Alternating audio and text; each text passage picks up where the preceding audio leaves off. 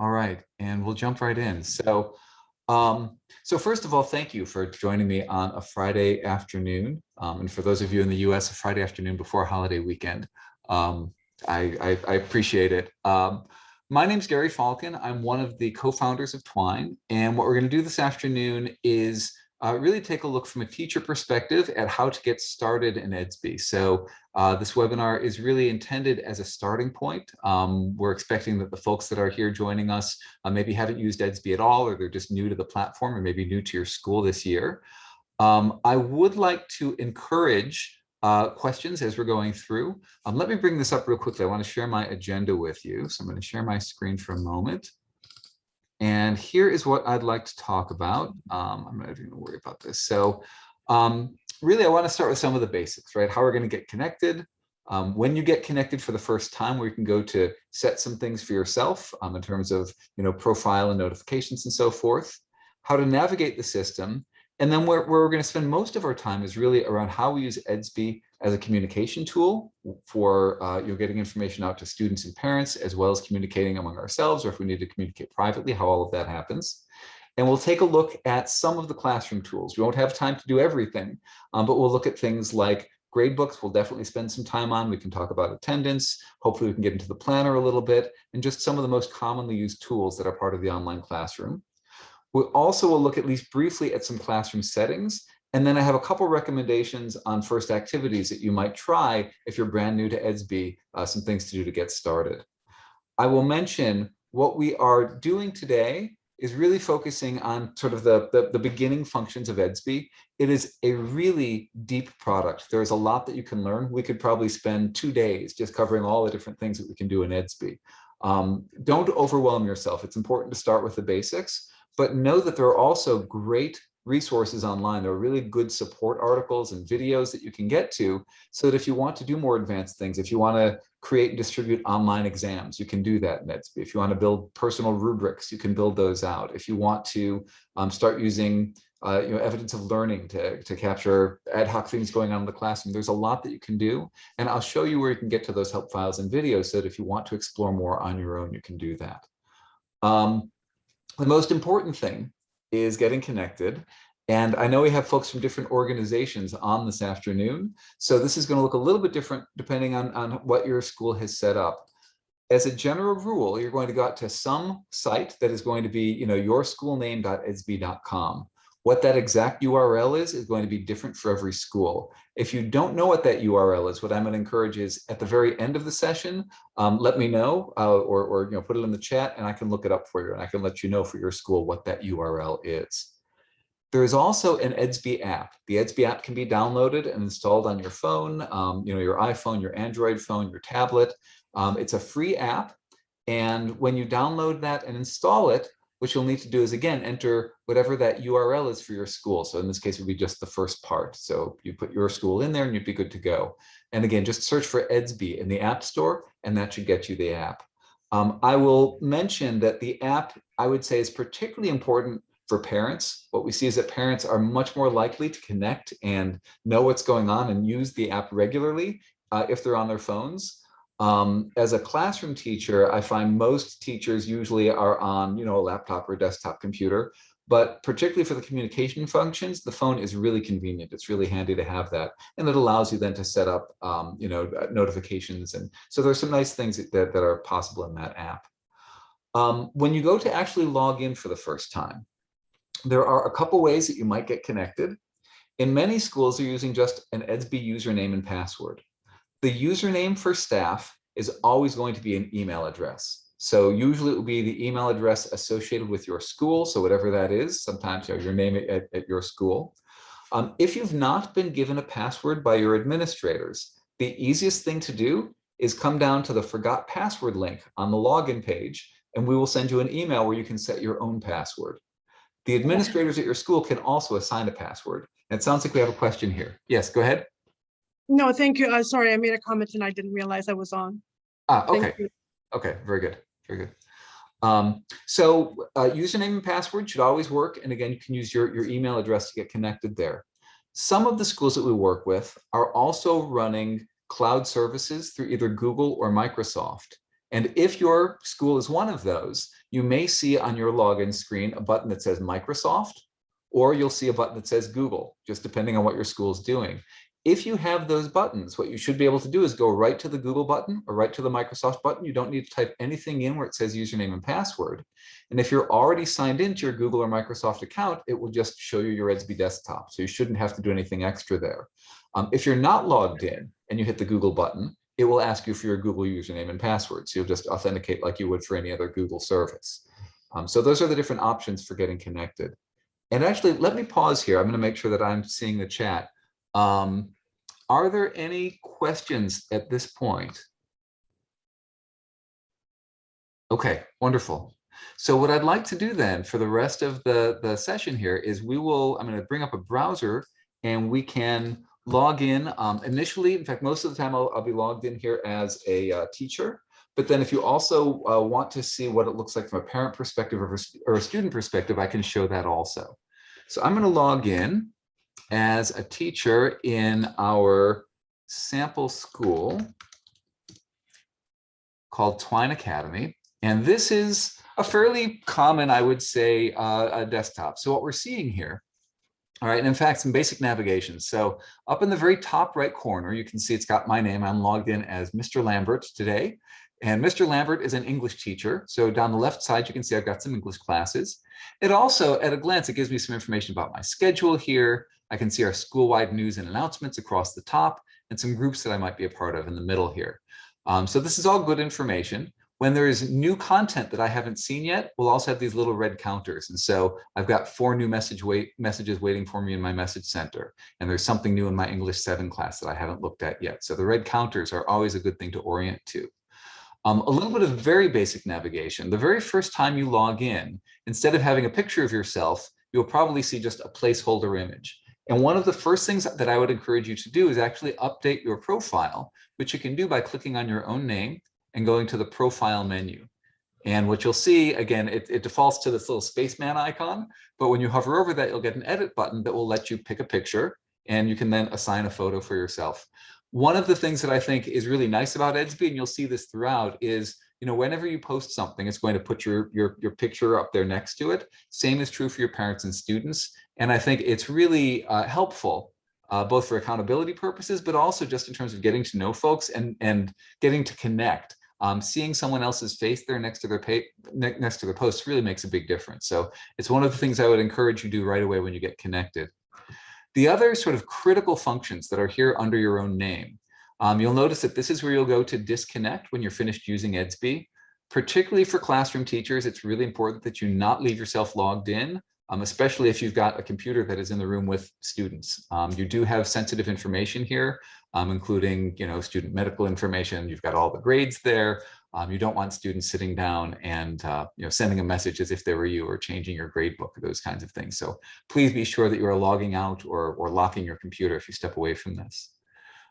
The other settings you may want to explore are here under the settings menu. And this does include things like notifications.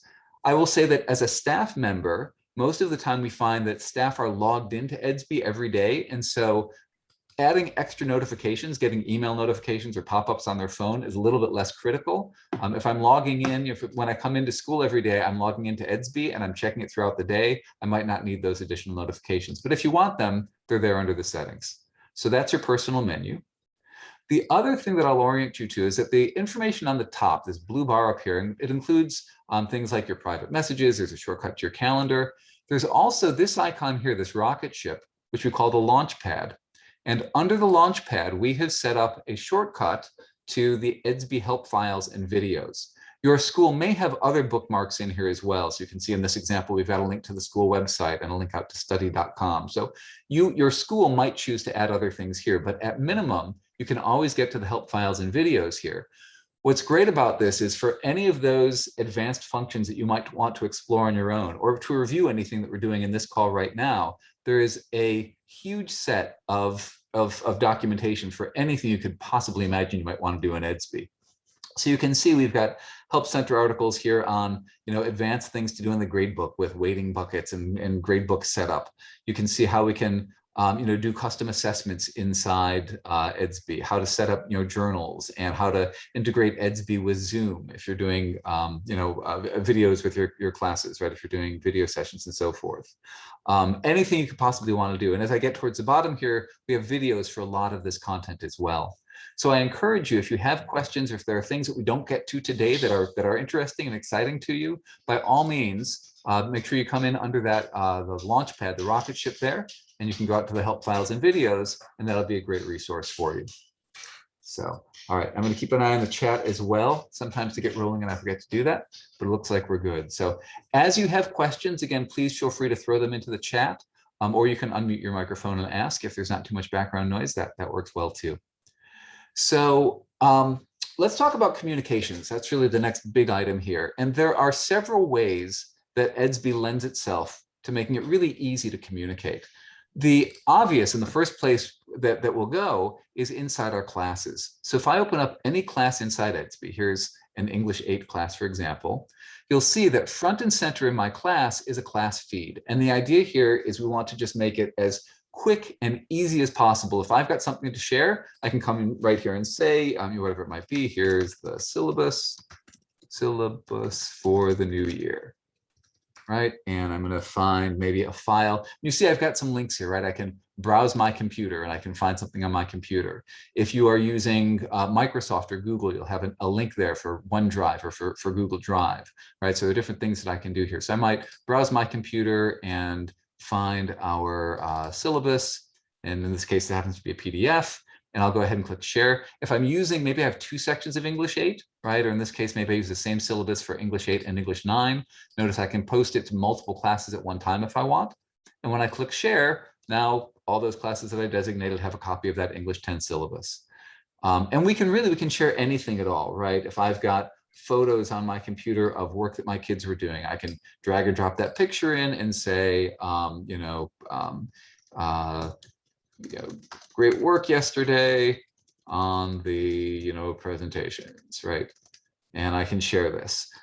We can come in and we can paste in, right, URLs from websites. So here's our word of the day, and I'm going to say here's the word of the day.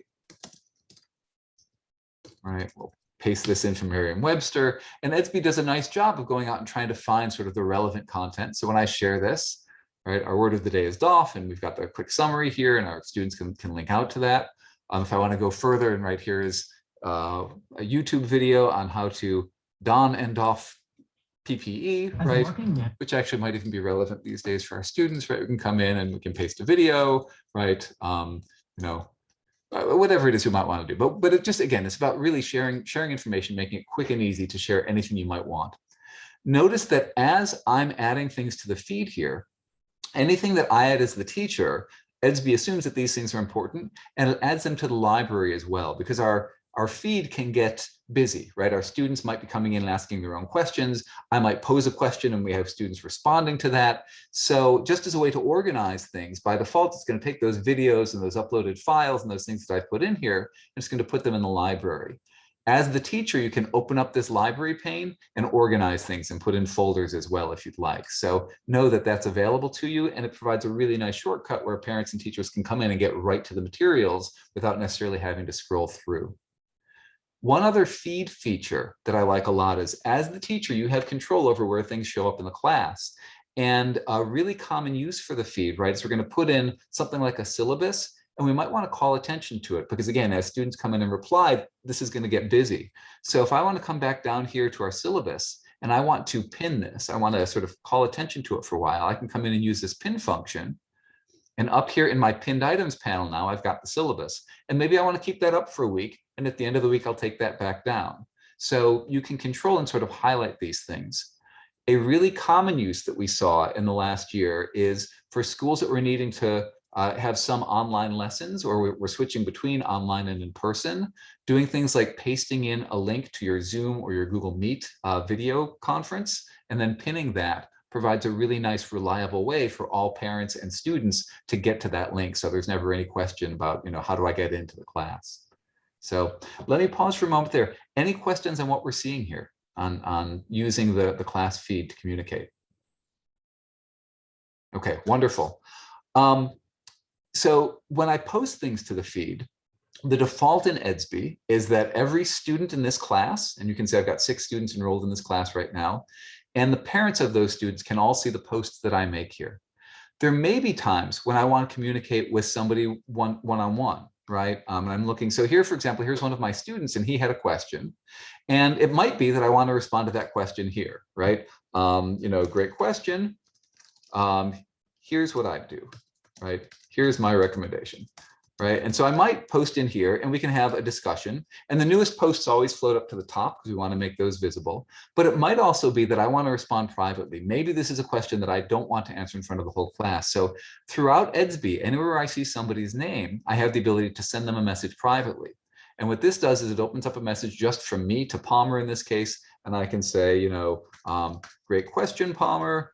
Can you come in 5 minutes early tomorrow, right? And we'll talk about this, right? And now I'm sending this message inside Edsby just between the two of us. What's great about this is, number one, my students don't need to have email, and I don't need to know what their email is. We can correspond privately right here in Edsby, and it's all here in one place. I can also use the exact same mechanism to communicate with Palmer's parents without needing to know their email addresses, or with other staff. So the private messaging, when I come in here to this My Messages, you'll see that I can have messages back and forth. And it's not quite email, but it makes it really easy to have that dialogue. And I can see, right, in fact, here is a message from Palmer's mom, right? And I can come back and say, thanks for letting me know, whatever it might happen to be. But if we need to send private messages, we can do it really from anywhere in the system. If we see a student's name or a parent's name, we can do it.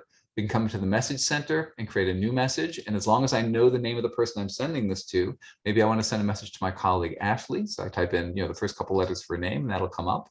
And maybe I want to include a parent as well. So I'm going to type in, Armstrong, right? And here are all of the members of the Armstrong family. And again, maybe it's Beatrice that I want to send this to. And I can come in and hit my message and hit send. And so that private messaging is built right in. When we send messages to parents in particular, one of the things that we need to that we know is really important is that parents are going to get that message. And so whenever I send a message to a parent, the default settings in Edsby are that that parent will also get an email notification. Every parent logs in with their email address, just like you will. And so we know their email, and we will send them a message saying, hey, you just got a new message from this person at the school. Please click here to open up Edsby and read that message. And we really want to bring them into Edsby as much as possible. The reason for that is that when they do connect, of course, they're going to have their messages in the message center, but we also want them to see what's happening in the class. We want them to see the news items, and they might have groups that they participate in. We want them to see what's on the schedule, where they're going to see their kids' upcoming homework. So the more we can get them to connect, the better. So we want them coming in. Again, any questions on any of what we've seen so far? Okay, great. I will mention at this point that classes are wonderful, obviously, for communicating with parents and students on a per class basis.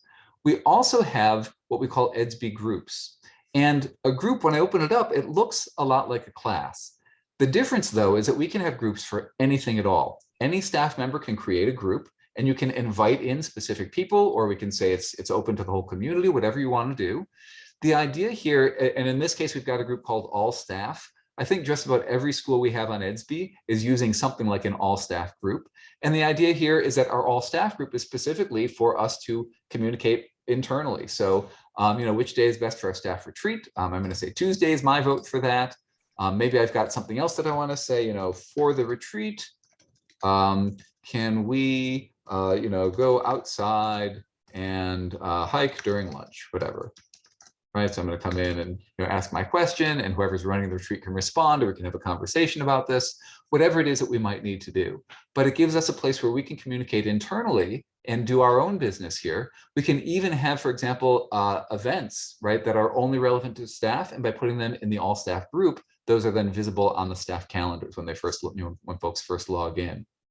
In a lot of our schools, these groups become really an extension of the school. So if you're a school that does a lot of performing arts, you might have groups here for the upcoming dance performance or the musical theater or whatever it might happen to be. We have a lot of groups around other student athletics activities or common interest groups.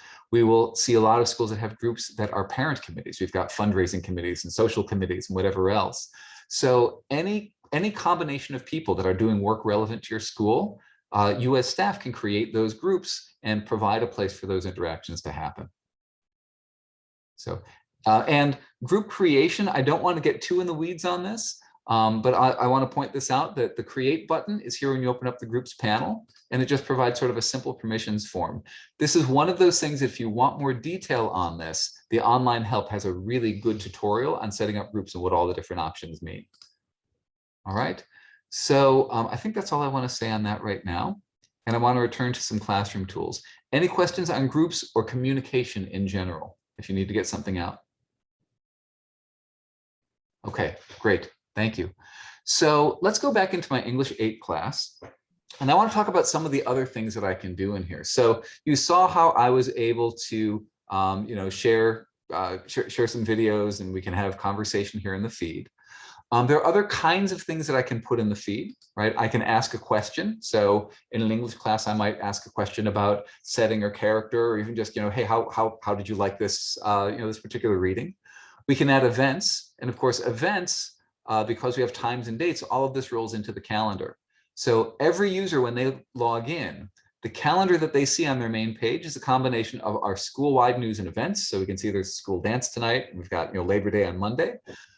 It also then takes all of the events and activities and assignments in any classes that I'm in and any groups that I'm in, and it puts together this personalized calendar for me. So as we begin putting homework in our classes, when students and parents log in, they'll see the dates that's all due right there on the calendar. So events are really useful for that. You'll see as well, we can put in structured things like what we call a journal entry. And this is just a more structured note, right? Where I can say, in our poetry unit, we read poems by whatever author, right? And we can sort of summarize what happened today. And when I share this, it gives us just a little bit more structure to this, right? What date did it happen? When was this? And it sort of highlights those in our journal section where we can look at the daily journal. We also can do structured things like assessment. And this is where we begin to tie into tools like the Gradebook. So when I'm creating an assessment here, what it has me do is fill in all the details that we need so that I know how I'm going to record this. So maybe in this English class, this will be a, we'll do a introduction paper. Sure, that sounds good. This will be part of whatever unit. In some schools, as we create assessments or as we design our curriculum, we want to tie that curriculum into our local or state or provincial standards. And if that is something that your school is doing, when you click on this little icon here, you might see something like this. So in this example, we are looking at the Common Core English Language Arts 8 standards. And I have the ability of coming in and saying this particular assignment is going to be tied to these 3 Common Core standards. If you're on Ontario, you'll see the Ontario Grade 8 standards and so forth. So all of this is localized. But what's nice about this is if you're a school that is standards based, this allows you to see both a coverage map, what things have you assessed, what have you taught, and then on an individual student basis, you can even see how the students are performing across those standards. So maybe we did 4 assessments and we can see how they did on each of those 4. So again, if that's relevant, it's there in the standards area. Note that you can also, in addition to sort of coming in and drilling down through this, if there are keywords that you're looking for, right? If I type in the word analyze here, if I can spell the word analyze, here we go, analyze, right? Here are all of the standards that have the word analyze. So it's a nice shortcut for coming in and finding the standards that we might need. So fairly nice tool to use there.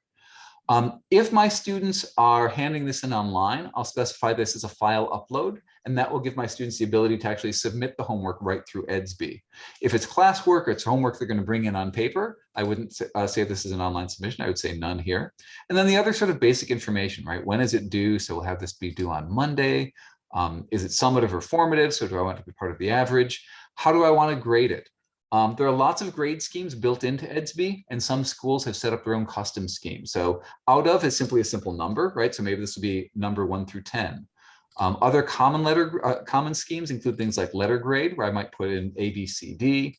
We can do things like percentages, so number 1 to 100, or even things like excellent, good, satisfactory, needs improvement. So there are a lot of grade schemes in here. I encourage you to explore. And again, if there's something that you like to use that your school hasn't set up, talk with your school administrator, and we can actually modify this. We can add things to this if it's not in there already. Just for simplicity, I'll keep this as a 10-point. If you want to put in instructions for students, you can. So please write, whatever it is they're going to do. And down here at the bottom, do I want students to see this or not? If this is a pop quiz, I probably want to hide this from students, right? Otherwise, the default is to make it visible. And what that means is when I save this assessment that I'm going to have in the gradebook, we're also going to announce it in the class. So you can see there's a post from Mr. Lambert. We're going to have this introduction paper. It's due on Monday. They've got all that information. It also puts it right here in the calendar so that we don't lose sight of it. And it even takes it and puts it, because I made this part of my poetry unit, you can see in my poetry unit under content, I've got this introduction paper. The reason I love the content panel is it lets me actually copy and paste and reuse things from one course to another or from one term to another. So if I'm teaching English 8 again next year and I'm doing the same poetry unit, I have the ability to come in here and copy all of my lessons and assessments and paste them into my next year's class. And I don't have to recreate all of this by hand next year, which is kind of nice. So the other really important thing, of course, is that by creating the assessment now, I have a placeholder in the gradebook. And so the gradebook layout is probably pretty familiar to you, right? We've got columns for each assignment. We have a row in here for every student. And in this case, I said this was a 10-point paper. And so I can come in and I can assign scores of, whatever it is, 9, 10. Some nice shortcuts. There is a fill down feature, sort of like Excel, if you grab that little knob in the corner and drag. So if all my kids got perfect scores, I can mark that. If this student got a less than perfect score, I can modify it after the fact if need be. And you'll notice at the bottom, there's a share button. The idea here is when I'm done grading this paper and I'm ready for my kids and parents to see how each student has done, when I click share, Palmer is shown his score and his parents can see that. Kyle gets his score, Carmen gets hers, and so on down the list. So when I click share, we're going to privately share the score for this particular assessment with each student and the parents of that student. So I'm going to pause again here. Any questions? I know gradebooks are one of those things that can get very specific in some schools. Are there things as you're looking at this that that you'd like to make sure that we can do for you?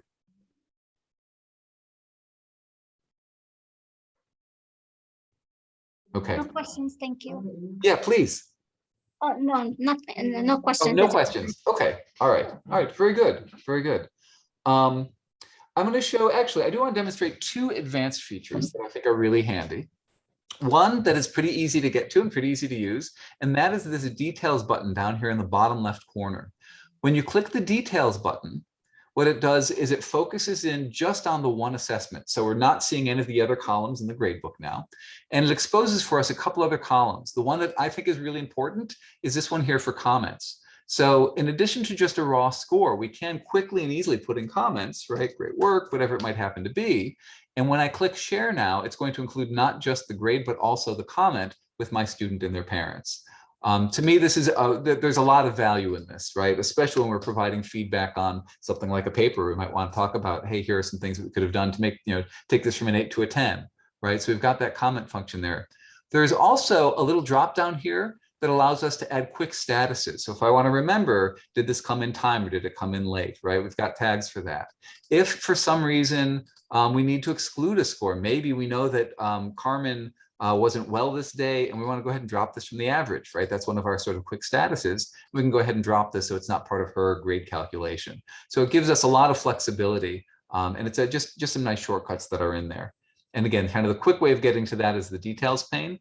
The status thing is also available to us as a drop down as we hover over these, as we hover over the scores here.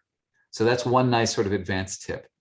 The other advanced tip that I want to mention to you is some teachers like to calculate an average. And you can see we're by default, we're calculating an average in these classes. Some teachers like to set this up where they're going to take all of their tests and quizzes, and that becomes 50% of the grade. Homework is 25% of the grade. Participation is 10%, whatever these percentages are. For us in Edsby, we call those things weighting buckets. And we have the ability to come in under this tool here in the corner, the gear where our advanced features are. And we can go to the edit weighting tool. And this is where, actually, this is a good example. We can come in and say, okay, for this particular class, I want our quizzes to be 15%. Our tests and essays are 35%. this is where you can go in and kind of set up that formula that says, here's how I want my final grade to be calculated. And what this will look like, if you've never been in here before, I'm going to clean this up and take these out. If you've never been in here before, there won't be any buckets at all. So it'll look like this when you first come in, and it gives you this list, says choose what's in this bucket. And so I can pick from all the different kinds of assessments, and I can say, well, I want homework and in-class work, for example. I want those to be 10% of the grade, maybe 15%, whatever it is. I've got another bucket for our quizzes, and in my class, quizzes will be worth 20%. And I can just come through and set up those buckets, hopefully adding up to a total of 100%, and then we're good to go. So any questions? Does this give you what you need to get started and begin using this for your gradebook setup and to begin reporting assessments? Are we good on that? Yes, thank you. Absolutely. Very informative. Thanks. Wonderful, wonderful.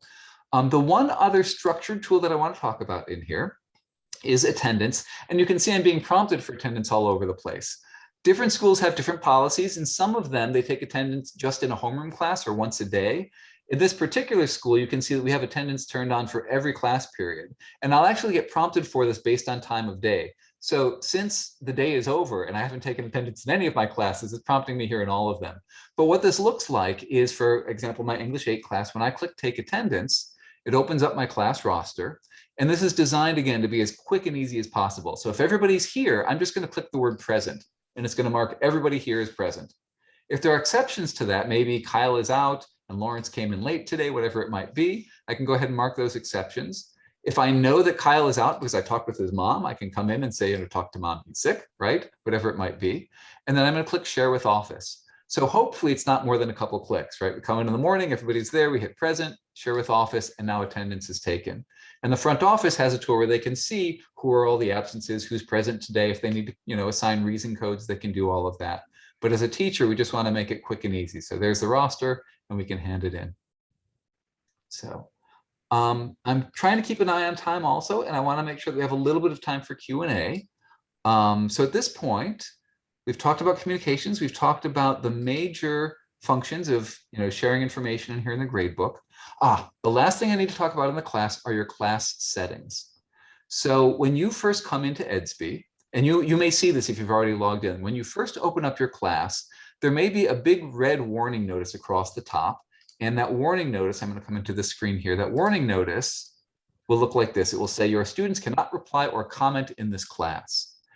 If you see this in your class, it's because what we're doing is when we first open up Edsby, we want to make sure that you as the teacher are comfortable working in here and that you're okay with students asking questions and contributing to the conversation.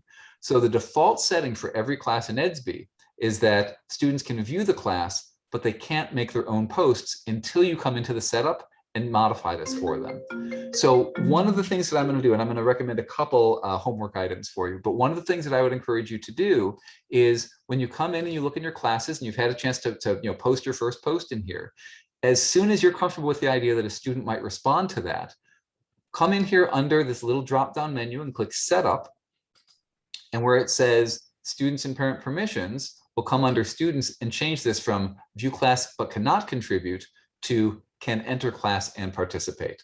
This is a really important setting. If you don't do this, then your students can message you privately, but they won't be able to post things inside your class feed. So, all right. We've covered a lot of ground. I'm showing we've got just a couple minutes left here. I'd really like to open this up for questions, if that's all right. Assuming that you do have questions.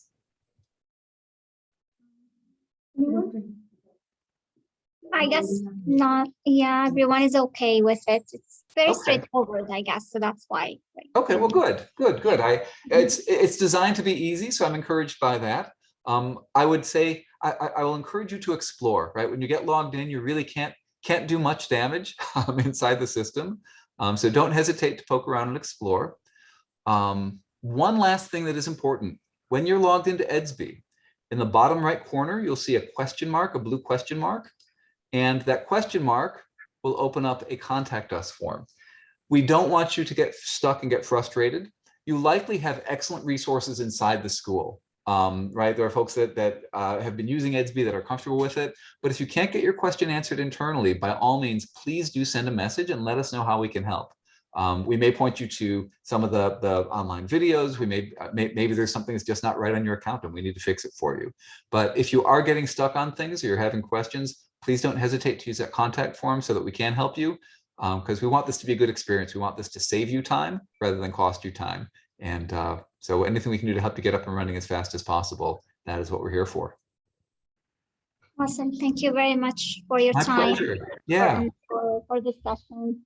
Definitely, yes, we can, yeah, we see the contact us, everyone. Yeah, so we can use it if we need it, and we'll explore it, and then hopefully it will go just, you know, as great as the session. Very good. Very good. Well, thank you so much. I appreciate it. And if anybody does want to stand for another minute and you have individual questions, I'm glad to help with those. If not, I thank you so much for your time, and I hope you have a great weekend. Thank you very much. Thank you. All Take right. care. Excellent. Take care. Bye-bye.